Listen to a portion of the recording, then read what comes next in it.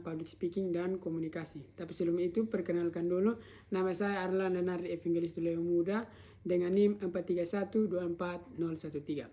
Baik, public speaking adalah bentuk komunikasi lisan yang dilakukan di depan sekelompok orang atau audiens dengan tujuan tertentu, seperti memberi informasi, mempengaruhi atau mempersuasif, dan menghibur.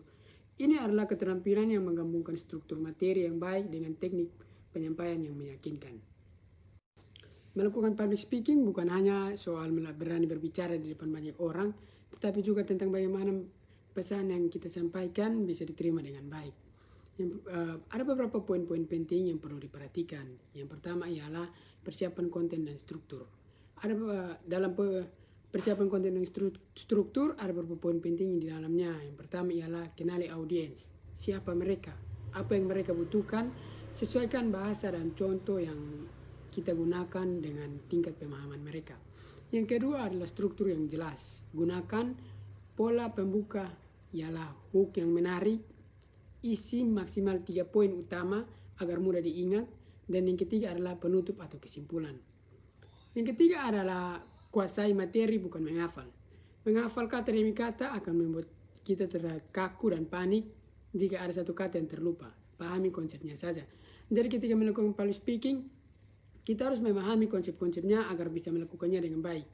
Kalau kita menghafal, itu bisa ketika melupakan satu kata dalam kalimat tersebut, kita akan menjadi kaku dan panik saat melupakan kata-kata tersebut. Salah satu kata saja. Yang kedua ialah komunikasi nonverbal atau bahasa tubuh. Di sini juga ada beberapa poin penting yang akan dibahas. Yang pertama ialah kontak mata. Jangan hanya menatap lantai atau layar presentasi. Bagikan pandangan kita ke seluruh ruangan agar audiens merasa dilibatkan. Yang kedua ada postur tubuh. Berdiri tegak namun rileks. Hindari memasukkan tangan ke saku atau melipat tangan, menyilangkan tangan di dada karena menjadi kesan tertutup. Yang ketiga gestur tangan. Gunakan gerakan tangan untuk mempertegas poin-poin penting, namun jangan berlebihan hingga mengalihkan perhatian.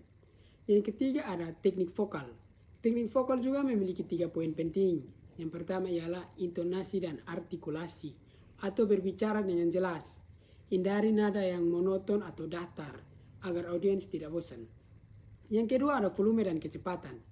Pastikan suara yang menjangkau orang paling belakang. Jangan bicara terlalu cepat, terutama saat menyampaikan poin yang dikuasai. Yang ketiga adalah the power of pause. Jangan takut dengan keheningan. Gunakan 3-4 detik setelah menyampaikan poin penting agar memberi waktu kepada audiens mencerna informasi yang kita berikan. Poin yang terakhir ialah aspek psikologis. Kelola rasa gugup. Rasa gugup saat melakukan public speaking adalah hal yang normal. Itu sangat manusiawi. Salurkan energi tersebut menjadi antusiasme, latihan, dan salah satunya adalah latihan pernapasan sebelum melakukan public speaking. Saat kita melatih pernapasan kita untuk sebelum melakukan public speaking akan membuat kita menjadi semakin rileks dan tidak ada rasa gugup saat melakukan public speaking. Yang kedua ada komunikasi. Komunikasi secara sederhana adalah proses pertukaran informasi, pesan, ide atau perasaan antara 2 orang atau lebih untuk menciptakan pemahaman yang sama. Ia bukan sekedar berbicara, melainkan sebuah sistem yang melibatkan pengiriman dan penerima pesan atau makna. Berikut ada beberapa unsur-unsur atau poin-poin penting dalam komunikasi yang sering disebut sebagai komponen dasar proses komunikasi. Yang pertama komunikator. Komunikator atau pengirim. Pihak yang memulai komunikasi terlebih dahulu. Mengirim ide atau pesan yang ingin disampaikan kepada orang lain. Yang kedua, dengan adanya komunikator tentu ada komunikan atau seseorang yang menerima pesan tersebut. Yang ketiga ada pesan.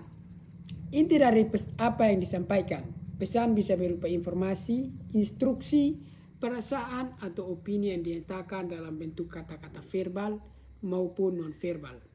Yang keempat ada media atau saluran.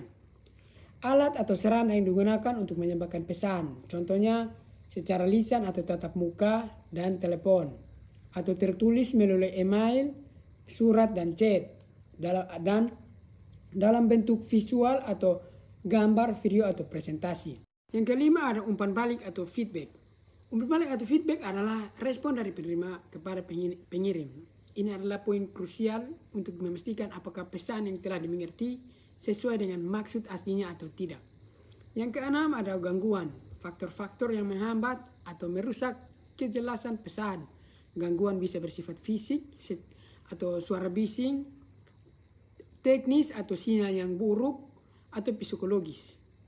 Perbedaan persepsi dan prasangka. Mengapa poin-poin ini penting? Dalam studi akademik, memahami unsur-unsur ini membantu kita menganalisis mengapa sebuah komunikasi berhasil atau gagal.